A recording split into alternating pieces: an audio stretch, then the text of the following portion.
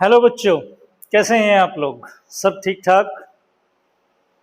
Ohm's law पढ़ लिया हमने। पहले वीडियो में ओम्स लॉ पढ़ा था और आज पढ़ेंगे ओम्स लॉ में एक कांस्टेंट आया था capital R, that is called electrical resistance of a conductor.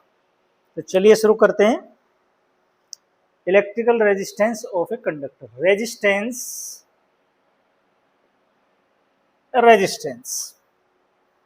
Means बाधा, अड़चन, रुकावट in the way of electric charge और इलेक्ट्रिक करंट। जब किसी कंडक्टर के अंदर से करंट पास होती है या चार्ज का फ्लो होता है तो ये कंडक्टर उस करंट के या चार्ज के पाथ में बाधा उत्पन्न करता है, रुकावट उत्पन्न करता है।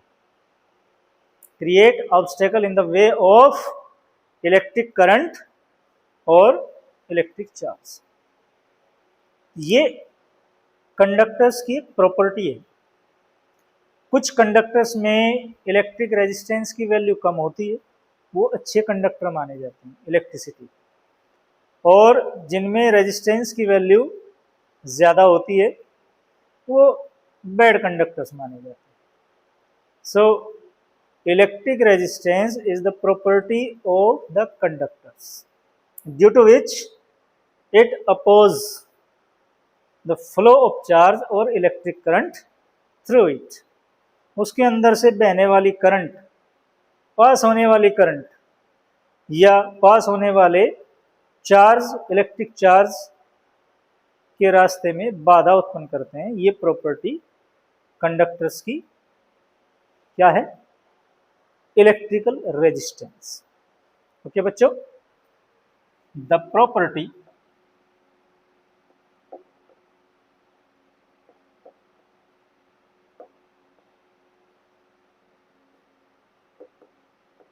of the conductors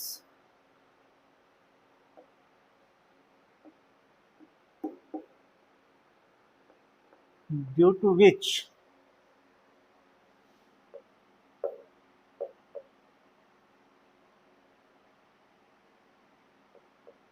it opposes the flow of charge या करंट भी कह सकते हैं,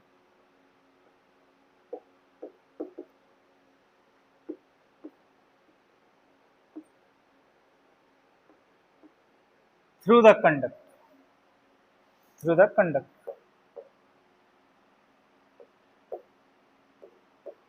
is called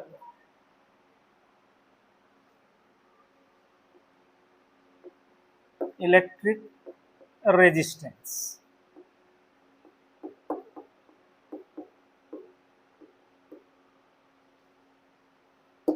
It is denoted by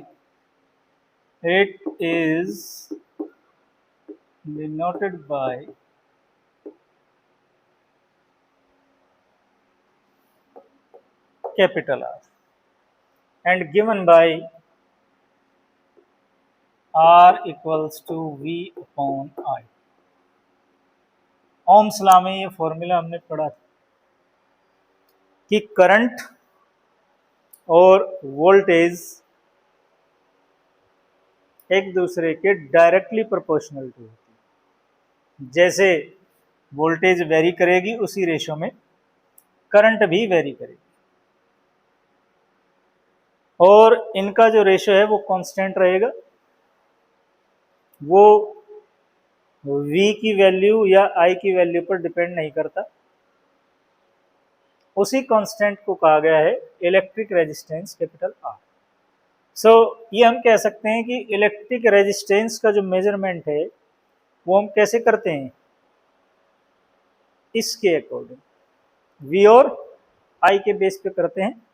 हालांकि R की जो वैल्यू होती है वह इन दोनों से इंडिपेंडेंट होती है। अगर आप इनको चेंज करेंगे बार बार अगर V की वैल्यू चेंज करेंगे तो I की वैल्यू भी उसी रेशो में चेंज हो जाती है। सो V और I की वैल्यू चेंज करने से किसी कंडक्टर का रेजिस्टेंस चेंज नहीं होगा। कब चेंज होगा, उसकी कंडीशंस हैं, उस पर भी डिस्कस करते हैं। इसे या तो हम इस तरह से लिख लें या फिर हम ऐसे भी लिख सकते हैं, V/R। ऐसे क्यों लिखा? ऐसे लिखने का कारण है, R का सीधा सीधा जो फर्क पड़ता है वो इलेक्ट्रिक करंट पर पड़ता है, इलेक्ट्रिक करंट पर पड़ता है। अगर रेजिस्टेंस की वैल्यू ज्यादा होगी तो करंट की वैल्यू कम होगी। या ये कहें अगर रेजिस्टेंस को हम डबल कर दें, किसी कंडक्टर की रेजिस्टेंस को किसी तरह से हम डबल कर देते हैं तो करंट की वैल्यू हाफ हो जाएगी। और अगर हम रेजिस्टेंस की वैल्यू को हाफ कर दें तो करंट की वैल्यू डबल हो जाएगी। कांस्टेंट पोटेंशियल डिफरेंस पे I और R का जो रिलेशन है वो इनवर्स रिलेशन है।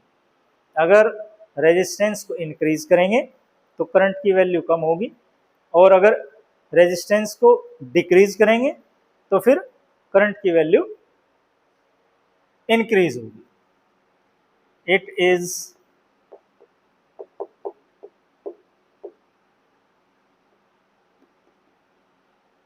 clear that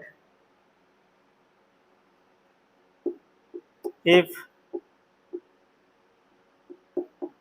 resistance is double, then the value of I और कैपिटल I भी लिख सकते हैं,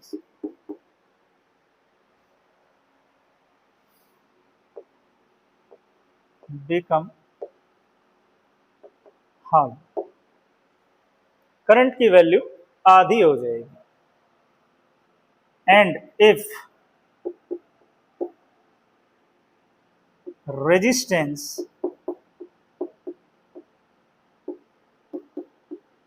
इज हाफ, आधा कर दिया जाए, then the value of I is double,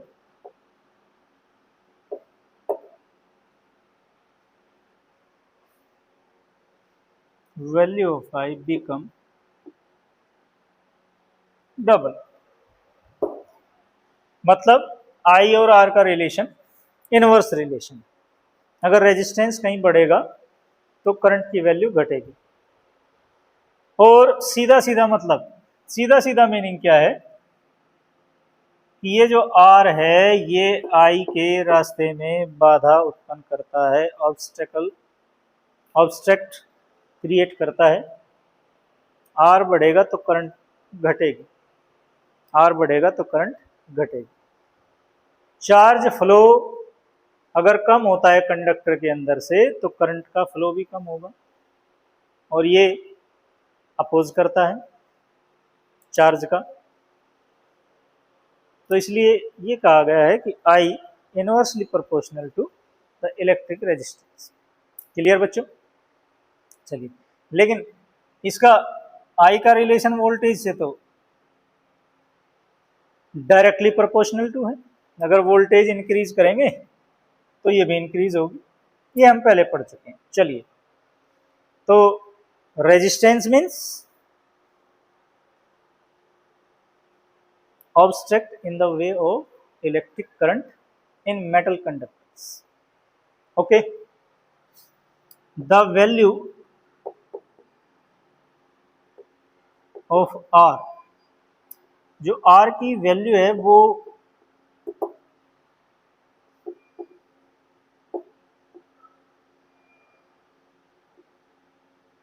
does not depends does not depend on the value of V and I. I और V की वैल्यू पे डिपेंड नहीं करता, या ये कह सकते हैं कि ये V और I की वैल्यू से इंडिपेंडेंट होता है। V इंक्रीज करेंगे तो करंट भी उसी रेशो में इंक्रीज होगी, ये कांस्टेंट रहेगा, ये कांस्टेंट रहेगा for a given conductor.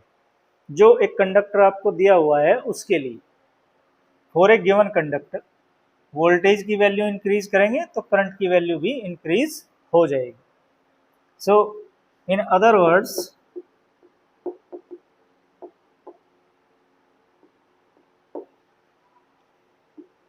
R is independent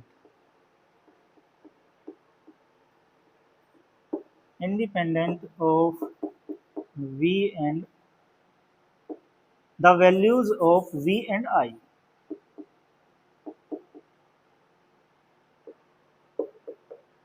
V and I। Clear बच्चों? दूसरी बात, डिपेंड किस पर करता है? डिपेंड किस पर करता है? V और I की वैल्यू से तो इंडिपेंडेंट है।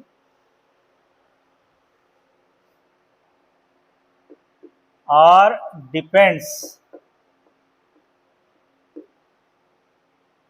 on the nature of conduct.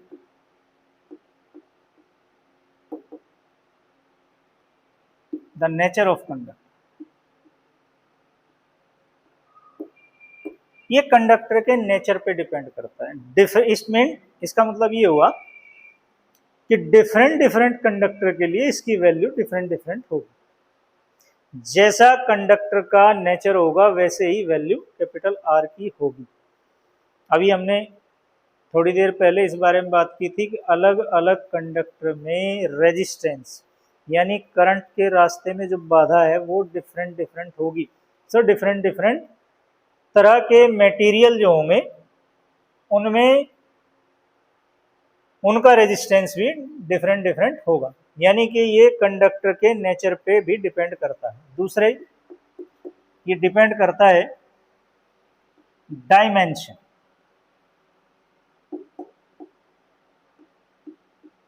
Dimensions of the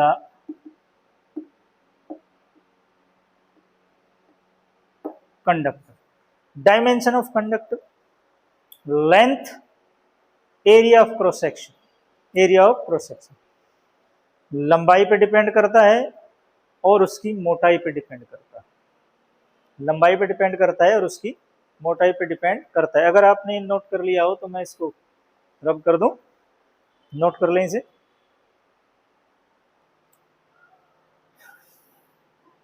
dimensions, length और breath and thickness of the conductor. Dimension means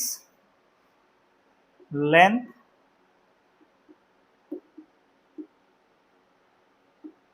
breadth, thickness,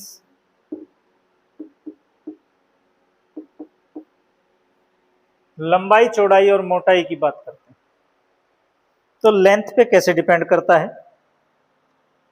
और थिकनेस पे कैसे डिपेंड करता है।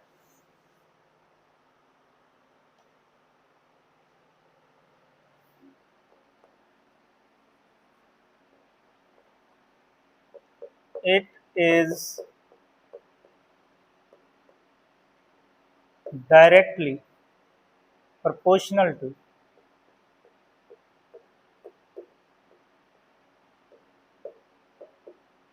the length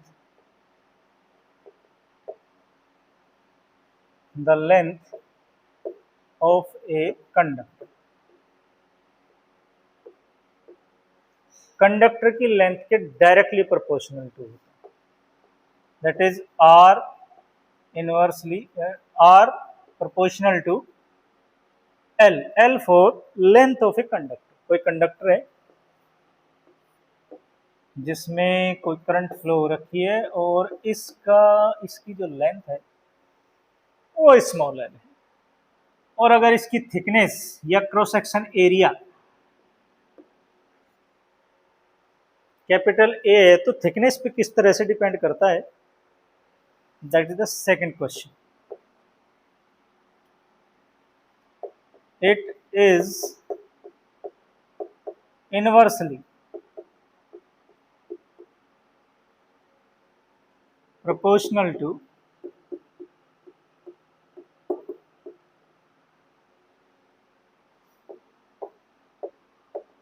the area of cross section, area of cross section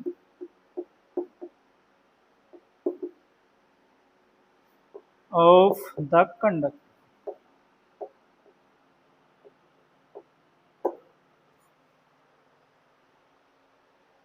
जो cross section area है conductor का उसके इनवर्सली प्रोपोर्शनल टू 1/a। पहली इक्वेशन का मीनिंग क्या है और दूसरी इक्वेशन का मीनिंग क्या है?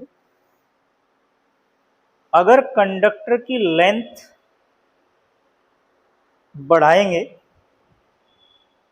तो उसका इलेक्ट्रिक रेजिस्टेंस आर भी बढ़ जाएगा। If the length of conductor increases, their electric resistance also increases। ये भी इसके साथ साथ बढ़ जाएगा। जितनी ज्यादा लेंथ का कंडक्टर होगा उतना ज्यादा ही उसका रेजिस्टेंस होगा।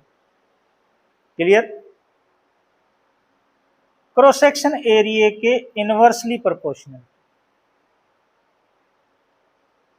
अगर कंडक्टर की थिकनेस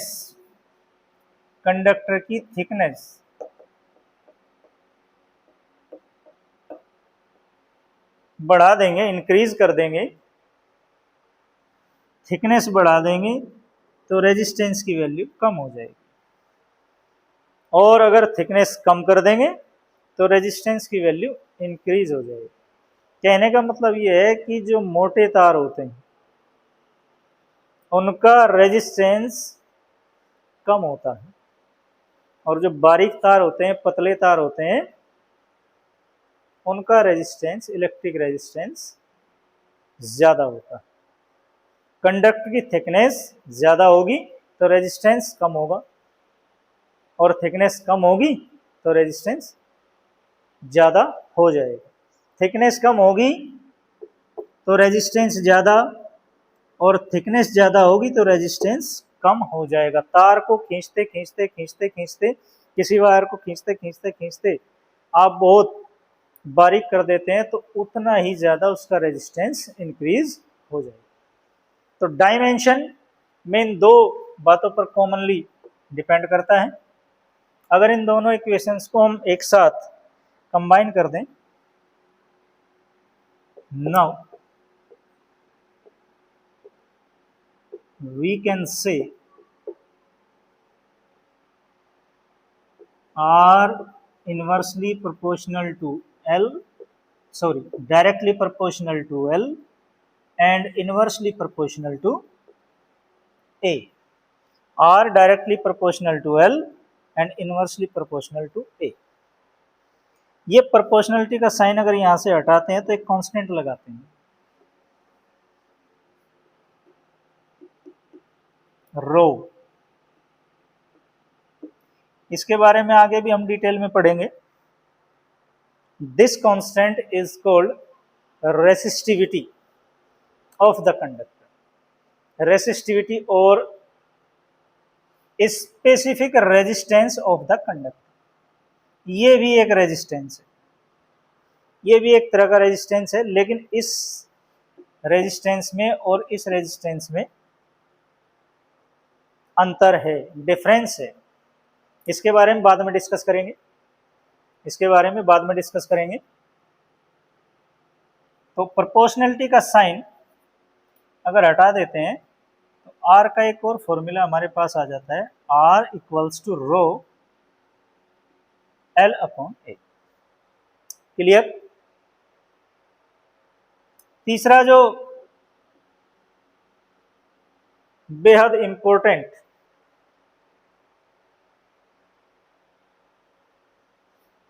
फैक्टर है जो कि इलेक्ट्रिक रेजिस्टेंस को इफेक्ट करता है, वो है टेम्परेचर। टेम्परेचर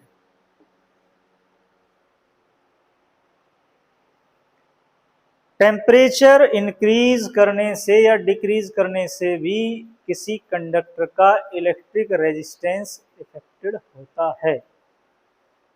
इसके बारे में भी डिटेल में बाद में हम लोग डिस्कस करेंगे।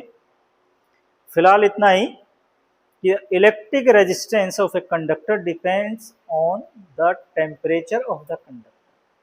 Depends of the temperature of conductor, ये कहें कि ये टेम्परेचर के डायरेक्टली प्रोपोर्शनल टू होता है। टेम्परेचर के डायरेक्टली प्रोपोर्शनल टू होता है। और इस तरह से आपने पहली क्लास में फॉर्मूला शायद पढ़ा भी हो, इस तरह से ये टेम्परेचर पर डिपेंड करता है। ओके स्टूडेंट्स, तो तीसरा मोस्ट इंपॉर्टेंट जो फैक्टर है दैट इज टेम्परेचर। तीसरा जो मोस्ट इंपॉर्टेंट फैक्टर है जो कि किसी कंडक्टर के टेम्परेचर को प्रभावित करता है वो है temperature. R is depend on the temperature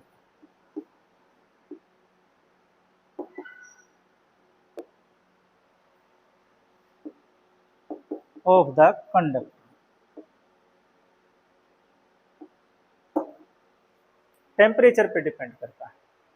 okay students, इसको नोट कर लें भाई, नोट कर लीजिए इसे, फिर आगे चलते हैं। यूनिट ऑफ इलेक्ट्रिक रेजिस्टेंस, इसकी यूनिट के बारे में बात करते हैं।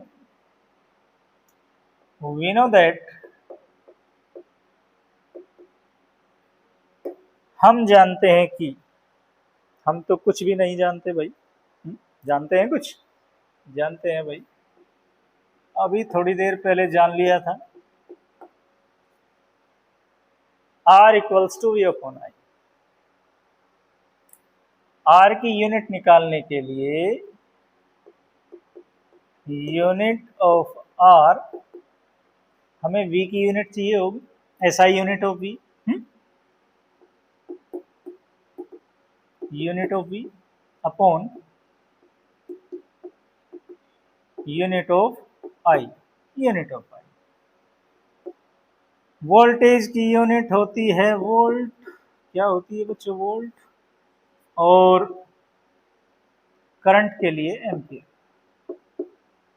सो the unit of electric resistance volt per ampere, volt per ampere according to this formula.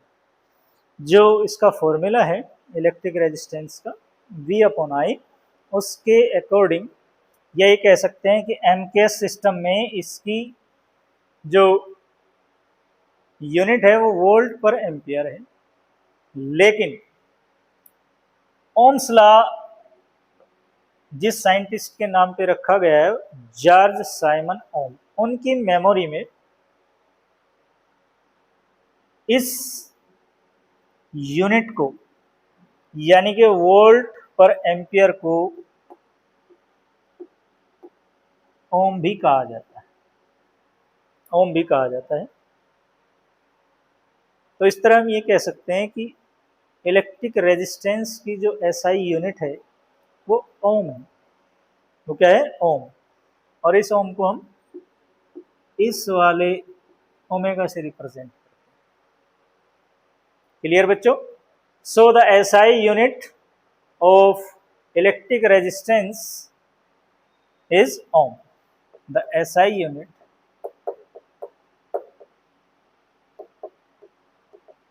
of R is ohm. Dimension इसका dimensional formula, dimension of are,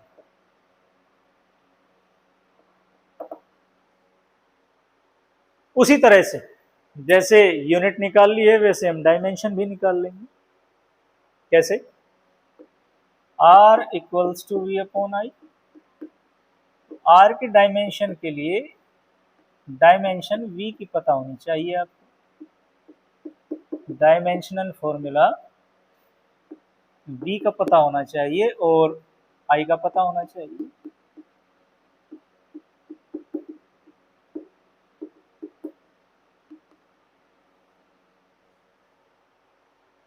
याद करो, पोटेंशियल डिफरेंस की dimensional formula ml square t to the power -3 a to the power -, और current का capital A, that is capital A, capital A। So the dimensional formula कभी fraction में नहीं होता, इस A को भी ऊपर जाना पड़ेगा, और ये जब ऊपर जाएगा ml square t to the power -3 and a to the power -2,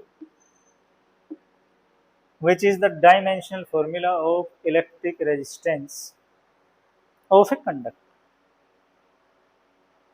note कर लें स्टूडेंट्स, इसको नोट कर लो आप, इसको फिर रब कर देंगे, नोट कर देंगे।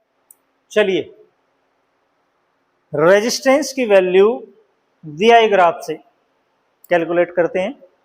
VI graph means a graph versus potential difference and electric current.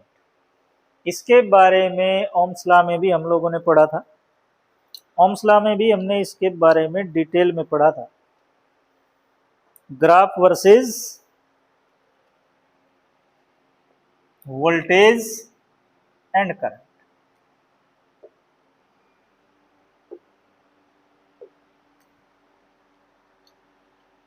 अगर x एक्सिस पे करंट को लिया जाए और y एक्सिस पर वोल्टेज या पोटेंशियल डिफरेंस को ले लिया जाए, ओरिजिन इसका O, और जो VI ग्राफ ओम्स लॉ के अकॉर्डिंग ड्रॉ करते हैं, that is found to be a straight line passing through the origin.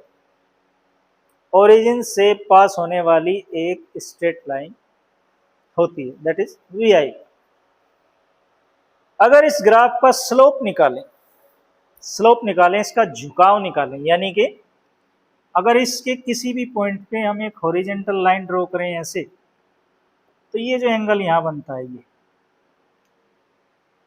इस लाइन पे कहीं भी बना लें और यहां से इस पर डाल दें एक perpendicular,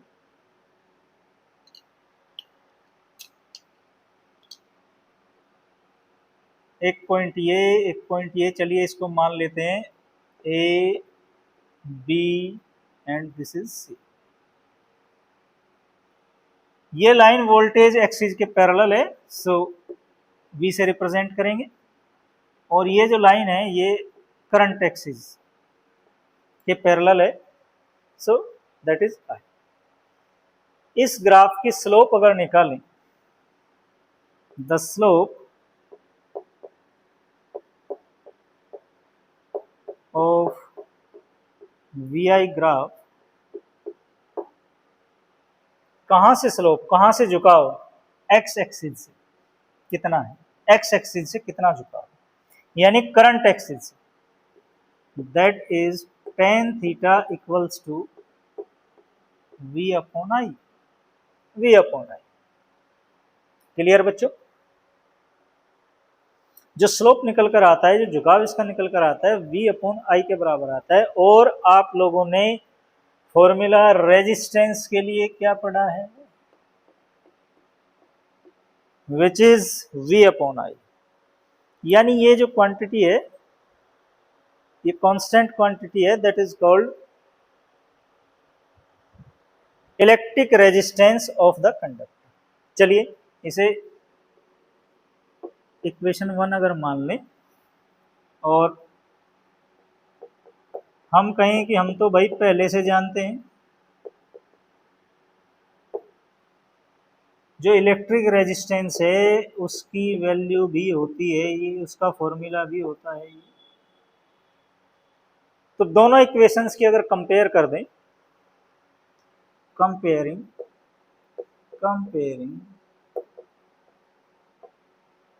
equation 1 and 2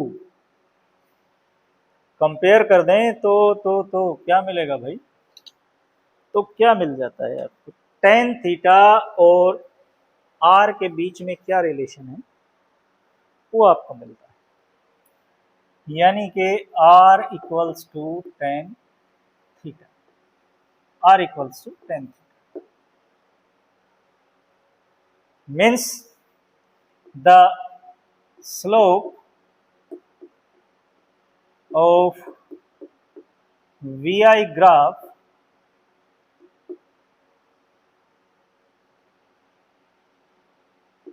shows the electric resistance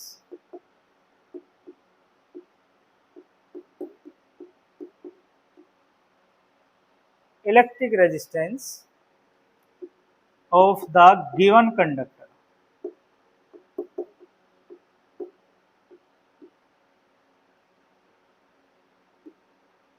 of the given conductor. जो कंडक्टर आपको दिया है उसके लिए आपने वीआई ग्राफ ड्रॉ किया और जो वीआई ग्राफ ड्रॉ किया उसकी जो स्लोप है tan थीटा वो उस कंडक्टर के इलेक्ट्रिक रेजिस्टेंस को प्रेजेंट करती है, उसकी वैल्यू को रिप्रेजेंट करती है, उसकी वैल्यू को रिप्रेजेंट करती है। इट मीन्स दैट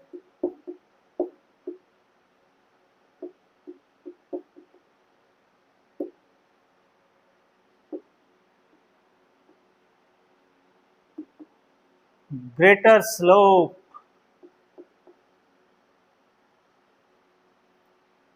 gives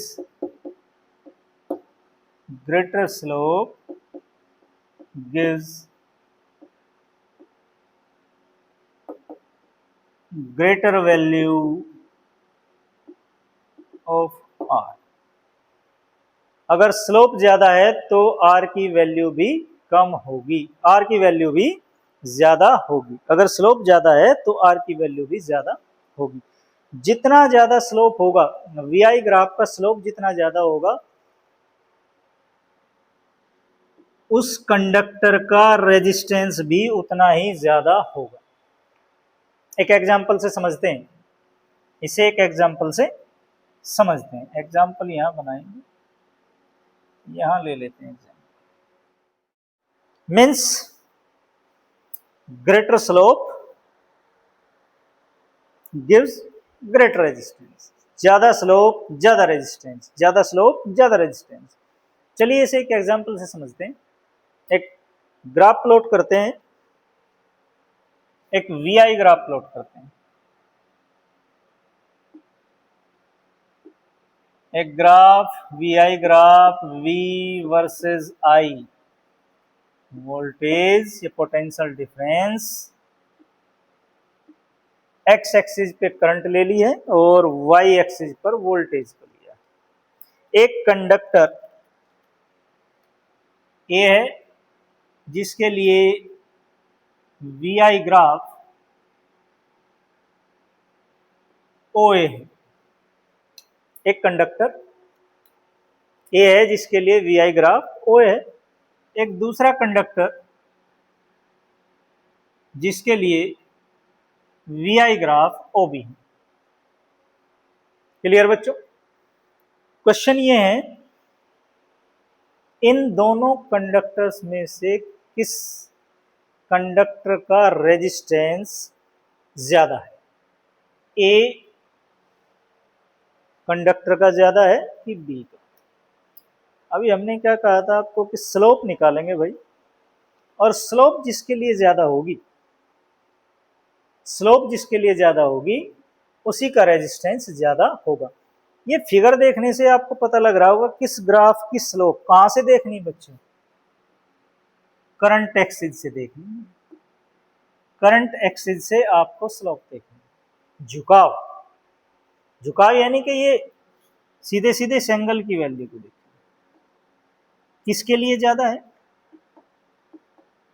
किसके लिए ज्यादा है, बी ग्राफ के लिए। तो इसका आंसर क्या होगा, it is clear that from VI graph the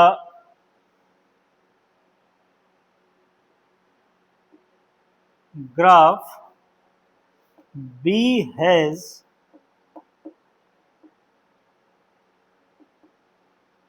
greater slope, B has greater slope, और भाई जिसकी ग्रेटर स्लोप होगी उसका रेजिस्टेंस भी ज्यादा होगा। So conductor B has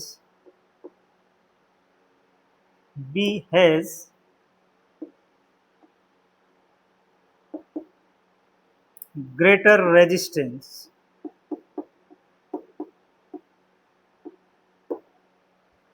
clear बच्चों।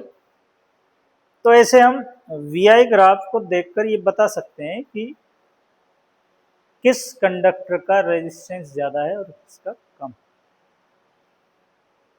इसे नोट करना चाहेंगे, नोट कर लीजिए, इसको नोट कर लीजिए। चलिए VI ग्राफ की एक प्रॉब्लम देखते हैं। ये क्वेश्चन है, एक VI ग्राफ है एक मेटेलिक वायर के लिए, और इस वायर के दो टेम्परेचर T1 और T2 पर ग्राफ लिए गए हैं। एक ही वायर है, पहले टेम्परेचर T1 पर लिया गया, फिर टेम्परेचर T2 पर लिया गया। क्वेश्चन ये है कि इन दोनों टेम्परेचर में से T1 और T2 में से हाई टेम्परेचर कौन सा है और लो कौन सा। चलिए देखते हैं भाई कौन सा है, सॉल्व करते हैं।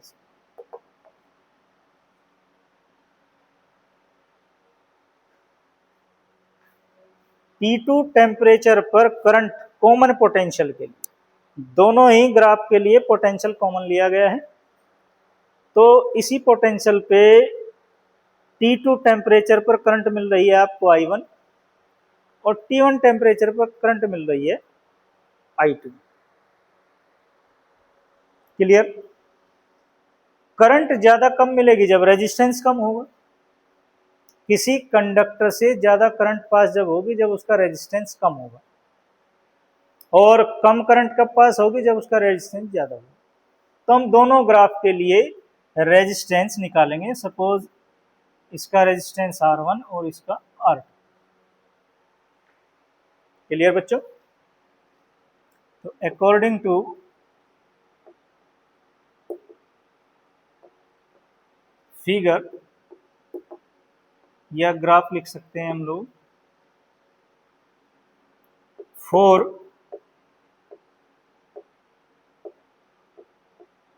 Common potential difference V naught, या at common potential difference V naught, resistance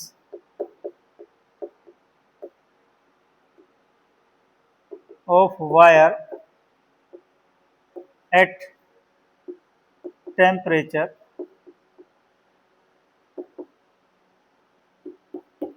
T1 temperature पर रेजिस्टेंस हमने क्या लिया है R1, and R1 equals to V naught upon I1। अब V तो कॉमन है, इसमें कॉमन है तो कांस्टेंट है 1 अपॉन I1। क्लियर बच्चों। रेजिस्टेंस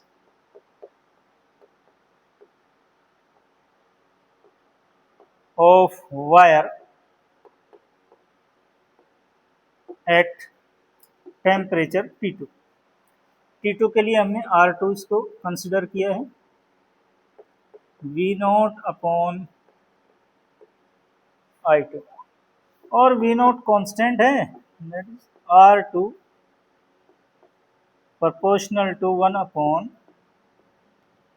I2, सॉरी I1, ये उल्टा लिख दिया भाई। R1 ग्राफ के लिए करंट I2 है, या इसको ऐसा कर लेते हैं, इस ग्राफ में थोड़ा चेंज कर ले, थोड़ा कंफ्यूजन हो रहा है भाई। I1 I2 को ठीक कर लें, इसको I1 लिख लेते हैं और इसको हम I2 लिख लेते हैं। क्लियर? अब कंफ्यूजन नहीं होगा।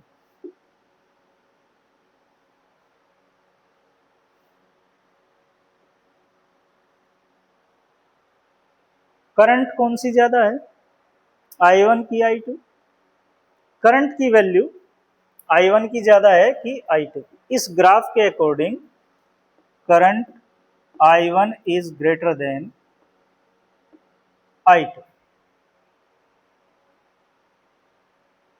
I1 करंट ज्यादा है और I2 कम है। I1 करंट जब ज्यादा है तो इसका रेजिस्टेंस कम होगा। इस टेम्परेचर T1 पे जो करंट ली गई है वो I1 है और I1 की वैल्यू I2 से ज्यादा है, तो इसकी वैल्यू इससे ज्यादा है, तो ये रेजिस्टेंस कम हुआ और ये ज्यादा हुआ। That is R2 is greater than R1, R2 is greater than R1, ये R2 R1 से ज्यादा है। और टेम्परेचर और रेजिस्टेंस का रिलेशन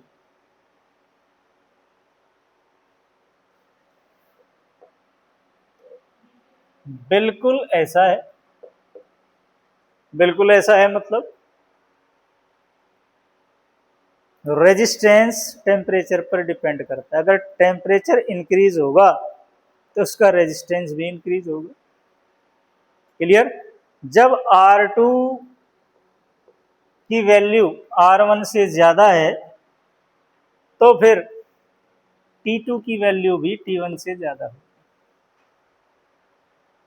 Therefore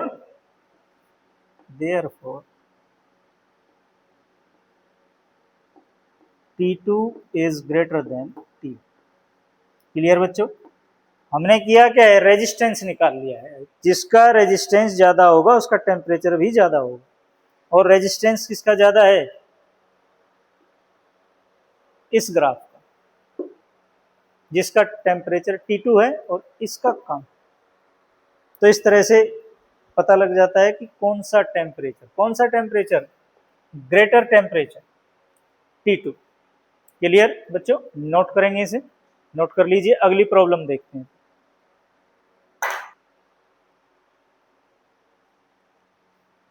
ये अलग VI ग्राफ, 3 ग्राफ है, 1 2 3, और ये 3 ग्राफ 2 रजिस्टर के लिए। क्वेश्चन ये है कि इन दोनों रेजिस्टेंस का सीरीज कॉम्बिनेशन यहां दिखाया गया है, कहीं 1 2 3 कोई से ग्राफ में है। Which one of these graphs represent the series combination of other two. दो रेजिस्टेंस जो लगे हैं उनका सीरीज कॉम्बिनेशन इन तीनों ग्राफ में से 1 2 3 इनमें से कौन सा ग्राफ उस कॉम्बिनेशन को रिप्रेजेंट कर रहा है, दोनों के सीरीज कॉम्बिनेशन। सीरीज कॉम्बिनेशन में जब रेजिस्टेंस कनेक्ट किए जाते हैं तो सीरीज कॉम्बिनेशन दोनों रेजिस्टेंस के अलजेब्रिक सम से ज्यादा होता है, greater than the algebraic sum of both resistors. तो देखना यह है कि दोनों के एल्जेब्रिक सम से ज्यादा कौन सा ग्राफ रिप्रेजेंट होगा।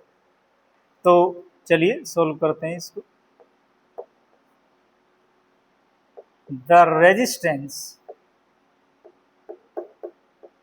द वेरियस रेजिस्टेंस, ये तो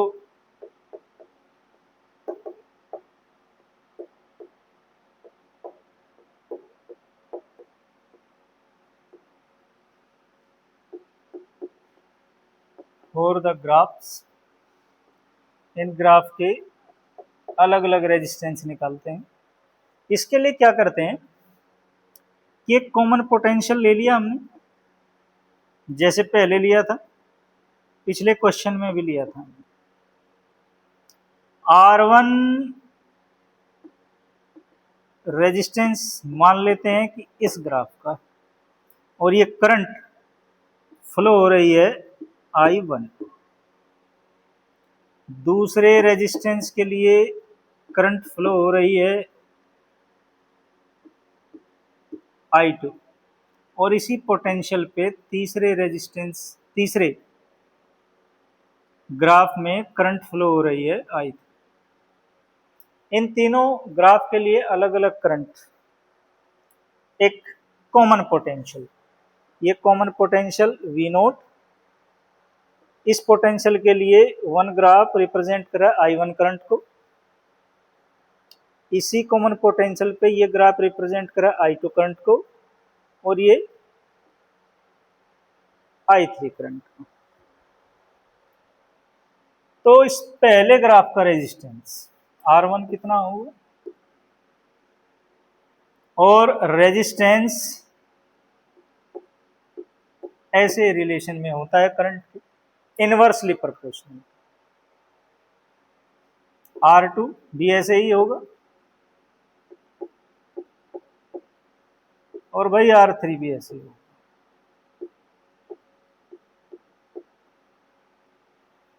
करंट की वैल्यू किसकी सबसे ज्यादा है, I3। It is clear that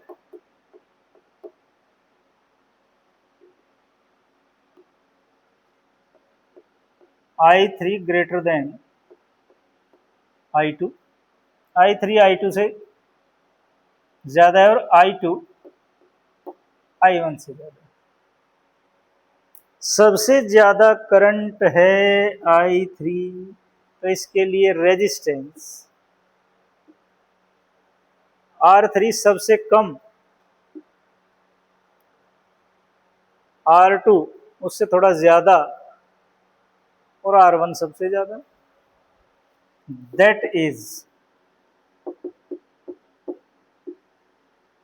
R1 greater than R2 and R2 greater than R। ये जो R1 रेजिस्टेंस है ये इन दोनों से ज्यादा है, इन दोनों से ज्यादा है। तो ये ग्राफ 1 रिप्रेजेंट करता है इनके series combination.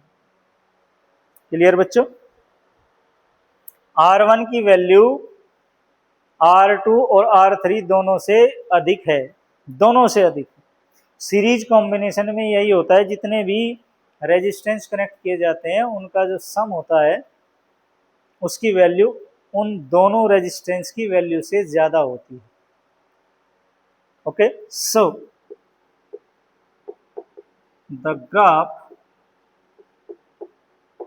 1 represent the series combination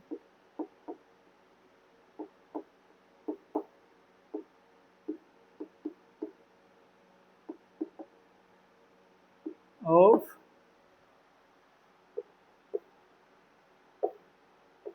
two resistors, clear बच्चों, करंट की वैल्यू सबसे ज्यादा I3, तो इसके लिए सबसे कम रेजिस्टेंस R3 की वैल्यू सबसे कम, R2 की वैल्यू उससे थोड़ी ज्यादा, और R1 की उससे भी ज्यादा, यानी सबसे ज्यादा R1। नोट करेंगे इसे, नोट कर लीजिए। एक और प्रॉब्लम, ए और B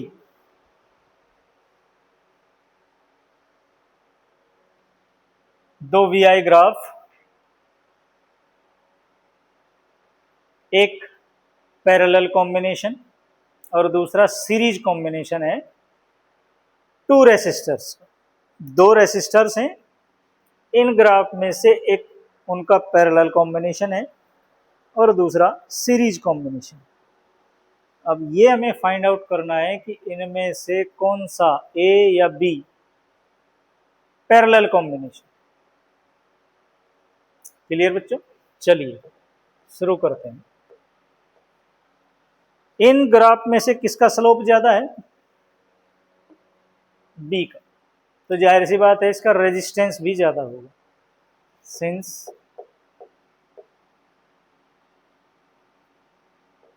graph B has greater slope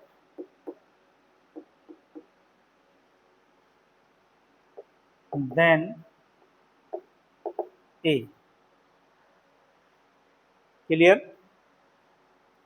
और resistance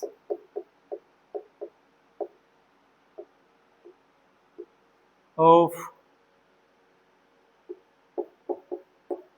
VI graph equals to slope of VI graph. अगर रेजिस्टेंस निकालना VI ग्राफ से तो स्लोप को देखते हैं। स्लोप किसके लिए ज्यादा है? बी के लिए, तो जाहिर सी बात है बी का रेजिस्टेंस ज्यादा है। तो इट मीन्स दैट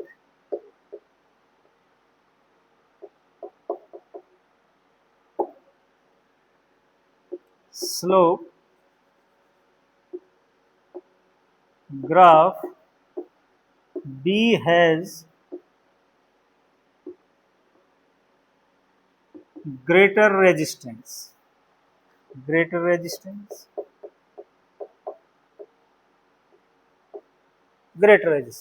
या हाई रेजिस्टेंस। जब ये हाई रेजिस्टेंस है तो जाहिर सी बात है ये लो रेजिस्टेंस होगा, ये लो रेजिस्टेंस होगा। तो high resistance represent the series combination. High resistance ये कॉम्बिनेशन है हाई रेजिस्टेंस के लिए, या ये कह सकते हैं ये ग्राफ जिस कॉम्बिनेशन के लिए है उसका रेजिस्टेंस हाई है, और हाई रेजिस्टेंस होता है सीरीज कॉम्बिनेशन में। और ये जिस कॉम्बिनेशन के लिए ग्राफ है उसका रेजिस्टेंस कम है, लो रेजिस्टेंस है, और लो रेजिस्टेंस होता है पैरेलल कॉम्बिनेशन। सो graph B represents series combination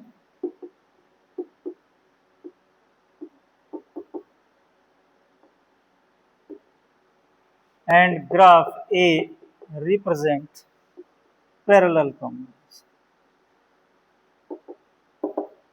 clear बच्चों? यही क्वेश्चन में पूछा गया था कि इन दोनों ग्राफ में से कौन सा ग्राफ पैरेलल कॉम्बिनेशन को रिप्रेजेंट करेगा। जिस कॉम्बिनेशन का रेजिस्टेंस कम होगा वो पैरेलल कॉम्बिनेशन, और इसका हाई होगा उसका सीरीज कॉम्बिनेशन। ये high R and that is low resistance.